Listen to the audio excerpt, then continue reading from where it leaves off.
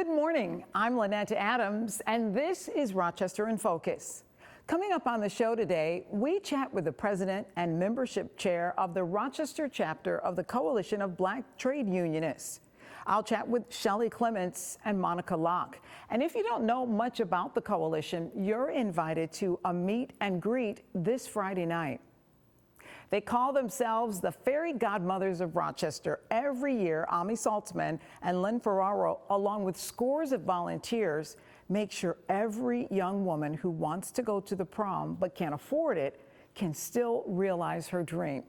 They provide each young woman with a complete prom outfit for $5 and in many cases for free. Ami will join us. We also talk with singer, songwriter, actor Tyler Scott Owens and his producer, Cabio Frio drummer and original band member Curtis Kendrick. Owens is hosting a release party for a CD he says has been 40 years in the making. And we have one more interview from our archives, but you'll have to stay around to find out who it is. It will be worth the wait.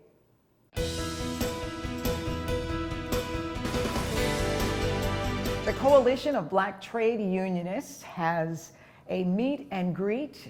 It's an opportunity to find out about jobs and the union and everything else that has to do with being an African American in the labor movement. And joining me to talk about it, Shelley Clements, who is the president of CBTU, as well as Monica Locke, who is the membership chairperson for CBTU. Thank you for joining me. Thank you for having us. So talk about the meet and greet. What is your goal? We want to showcase job opportunities.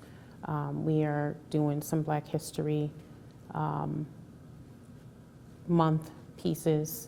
We also will have vendors there. There'll be live music. There'll also be just people in the community coming out to learn more about CBTU, learn more about what's going on and how to get involved. What is it that you want people to know about CBTU? CBTU was born in 1972. It is the response that Black labor unionists had to the AFL-CIO's position to not take a position in former President Nixon's election. And about 1,200 Black unionists converged upon Chicago, and they met and they made it very clear to the AFL-CIO that the workers of color have a voice, and that voice needs to be heard.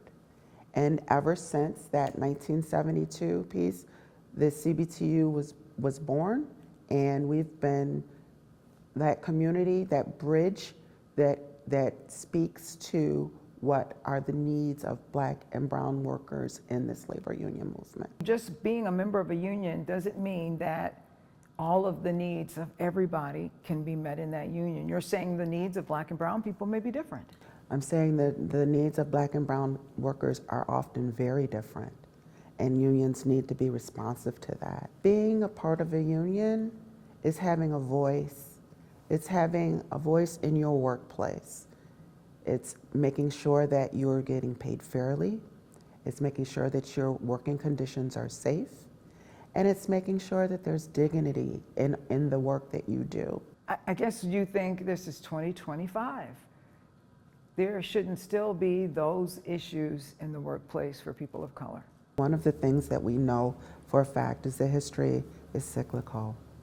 And there was a time in the late 1800s when you had your robber barons, when you had your folks who were super powerful, super wealthy, your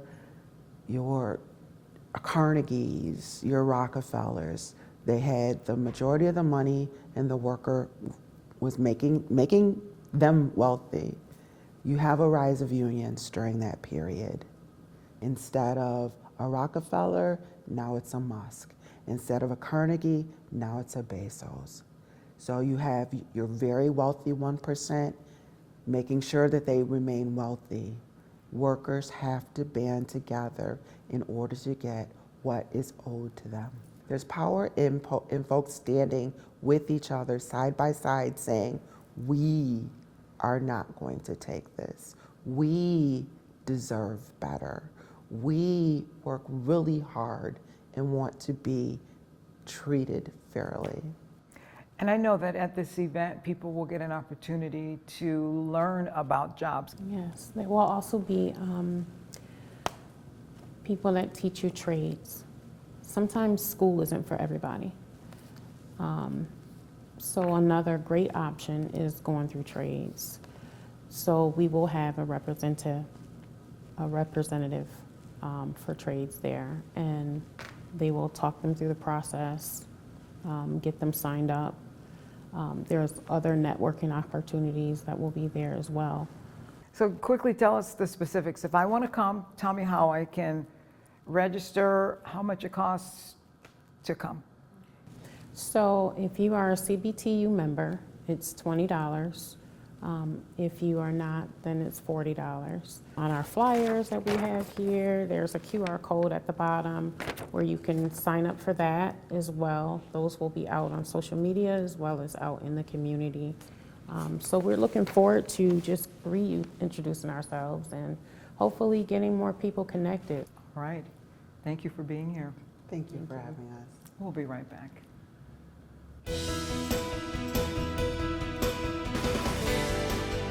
For 21 years, the Fairy Godmothers of Rochester have been making dreams come true for local high school students, and they're doing it again this year.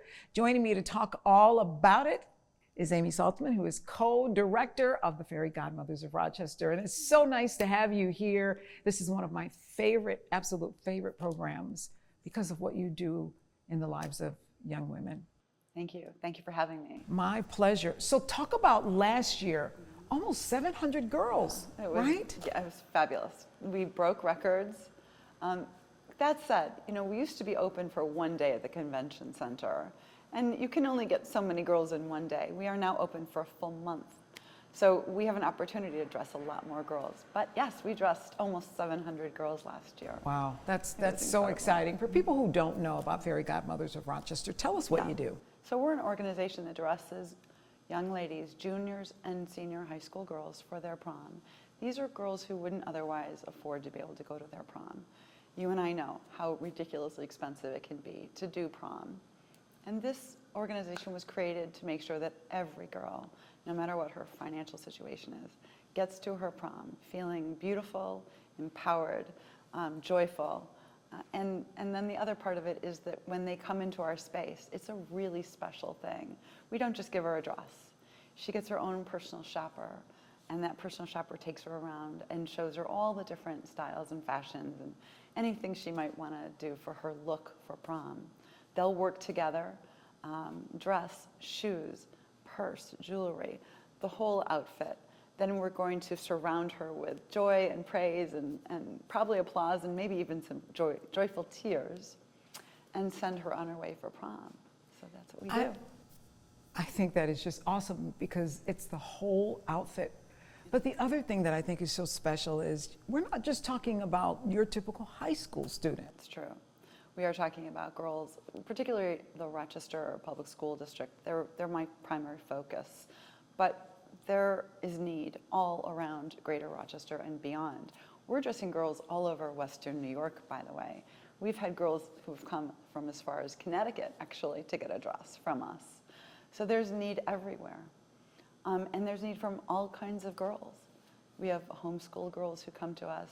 We have girls who are at private schools, public schools. Suburban schools have girls in need too. So we connect with social workers or guidance counselors to find those girls and make sure they know that they can come to us. And these are girls, as you mentioned, who ordinarily would not be able to afford these outfits. Give us a sense of what the cost would be if they were buying it outright. Yeah, I mean, you can spend hundreds of dollars on just the dress. If you walk into Macy's or Von Maur, you're going to spend hundreds of dollars on a dress. Every dress in our space, we ask the girl for a donation of $5 and $1 for each accessory, shoes, purse, jewelry. But Lynette, they need to know, and this is the most important thing, we have never, and we never will turn away a girl who doesn't have that. So you don't need to have the $5 donation to come and get a dress from us. If you need a dress and you have financial need, come to us and we're going to get you dressed for prom. And I've seen the dresses. We're not talking about just a typical dress. We're talking about beautiful, brand new dresses in many instances. Tags on, and I've got every style you can imagine. I can fit a simple girl who wants something understated and maybe a pastel kind of look. And then I've got the wow factor, the sparkles, the feathers, the poof. You know, some girls like the huge Cinderella look. And Wicked, of course, is on everybody's mind this year. So we've got a lot of big poofy dresses. And we've really got everything she could want. And we've got every size. We're fitting size 0 to 30. We can dress everybody. So give us the specifics. If I'm a high school student in the area, and I want to take part in this, how do I do that? You actually don't need to register. We're making it really simple for you. If you need us, we want you to come. Bring your student ID and be ready to play. Be ready to have fun. Be ready to feel connected to some women who are going to make her feel beautiful. That's all she needs. We're at the Henrietta Marketplace Mall. We're on the bus line. March 1st, Saturday, March 1st, we open 10 a.m. We'll be open 10 a.m. to 3 p.m. every Saturday in March, and every Wednesday in March from 4 to 7 p.m. after school. And we'll be right back.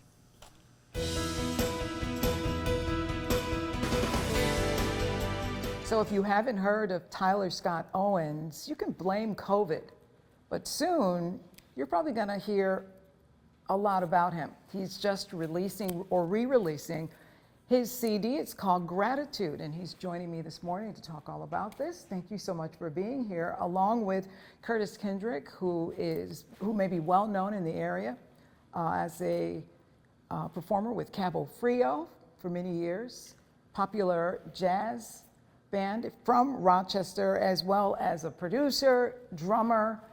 You do it all. Songwriter. I try somewhat. Nice to have both of you here.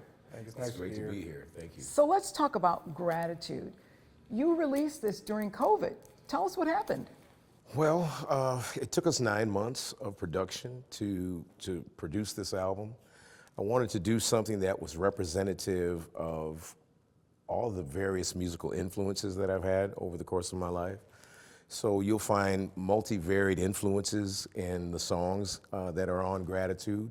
And I wanted to make a statement about who I am as an artist.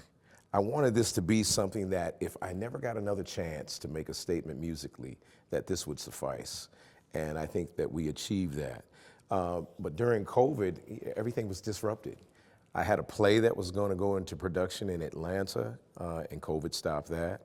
And it also stopped some of the promotional efforts that we had in place for Gratitude. So that's why we're re-releasing it now. And this is, Curtis, as you mentioned, an R&B. If you want people to know, this is R&B. Yes, it's not Your jazz. background is jazz, but you produced this. Yes, it was very hard when I did it. You know, like I said, I've been a smooth jazz artist, and we focus on melody. I said, well, vocals, and it was hard to hit the jazz button. You know, I'm in the studio, maybe we can add this. No, didn't do it. So very proud of this because it's kind of old school R&B, new school.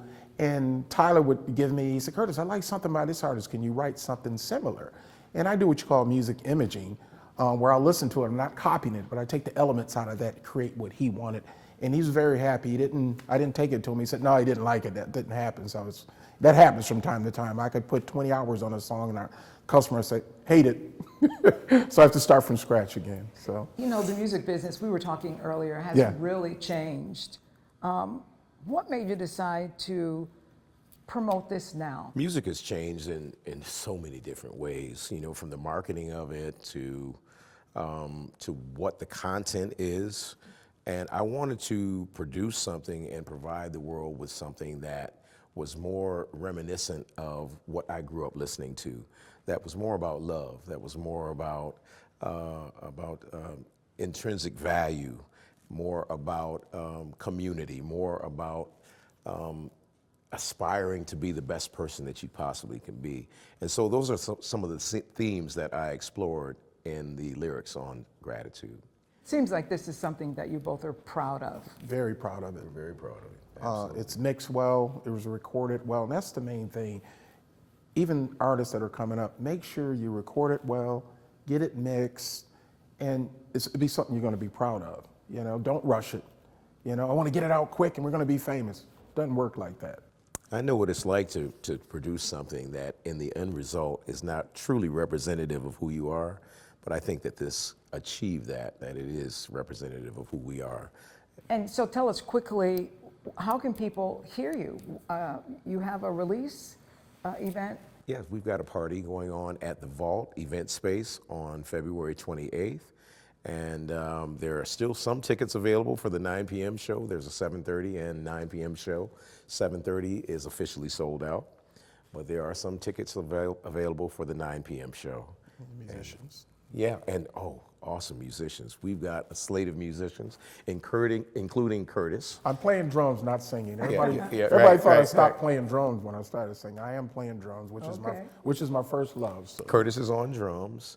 Hector Diaz from the Mambo Kings is playing bass and just doing a phenomenal job. Then we have Adam Bradley on guitar, who's just a phenomenal guitarist. I mean, just out of this world. And then Mr. David Labman is our pianist for the evening. And our So music Star Power. Yes. So don't forget to get your tickets. It's February 28th at the Vault, and we'll be right back.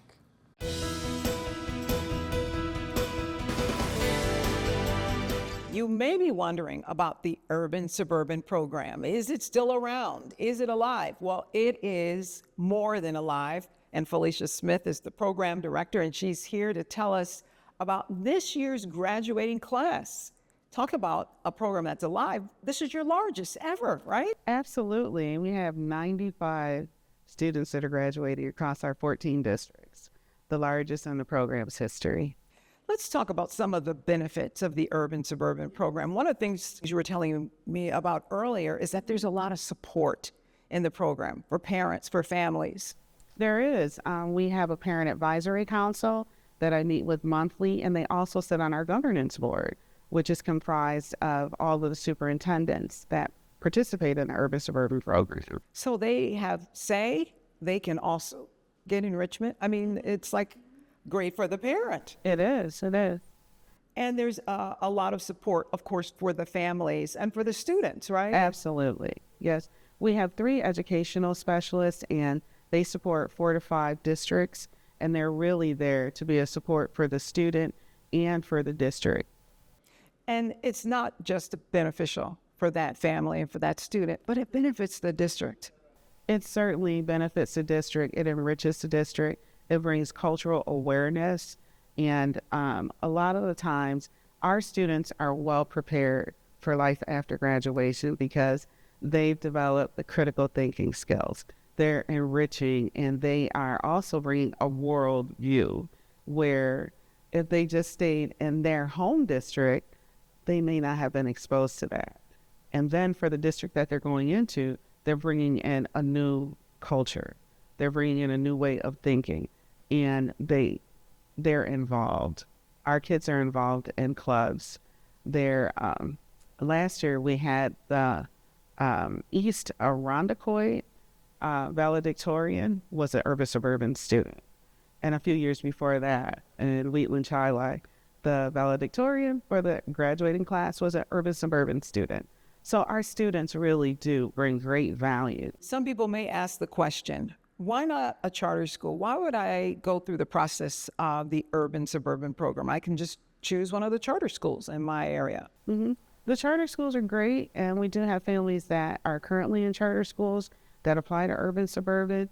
And some of the things that they shared is they were looking for more comprehensive and well-rounded education for their student. While the charter schools are great with the rigor, they really want the whole child to be fed, nourished, and to grow, social, emotionally, academically, as well as with sports, clubs, and opportunities to expand their learning beyond the walls of the school. This program started 60 years ago in Rochester. It's hard to believe, but the whole idea was to desegregate education. Absolutely. Would you say that it's meeting its goal, goal even now in 2025? Is still working towards meeting that goal. Racial isolation is still prevalent, and it's still working towards that mark. So are you looking for more students to take part in this program? Are you like packed, or No, are you looking to grow the program even more? We're definitely looking to grow the program more, So to there's room. extend the opportunity. Absolutely. So parents shouldn't think, well, there's probably no space, there's probably no room, all of the applications are probably already in, and apply. Please apply. And the only thing parents need to do is just go on the website and start the application process, right? Download the application, print it off, and submit it. We still are working with paper, or you can call our offices at 585-249-7045, and we'll mail it right out to you. And we'll even enclose a postage paid envelope for you. Oh, you can't beat that. And quickly talk about your celebration in March. Oh, the celebration. We're so excited. One of the main reasons for the 60th, of course, to celebrate a milestone, but also to raise funds for the Urban Suburban Scholarship.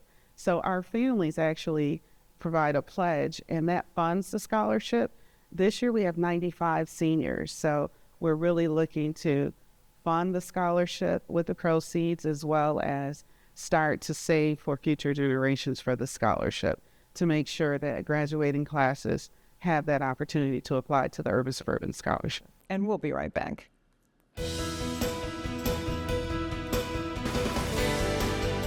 A big thank you to all of our guests today. And if you would like to join us as a guest on Rochester in Focus, we'd love to hear from you. You can contact News 10 NBC at 232-1010 or email us at rif@whec.com. Well, that's all the time we have today. Thank you for joining us. Until next Sunday morning, have a great week.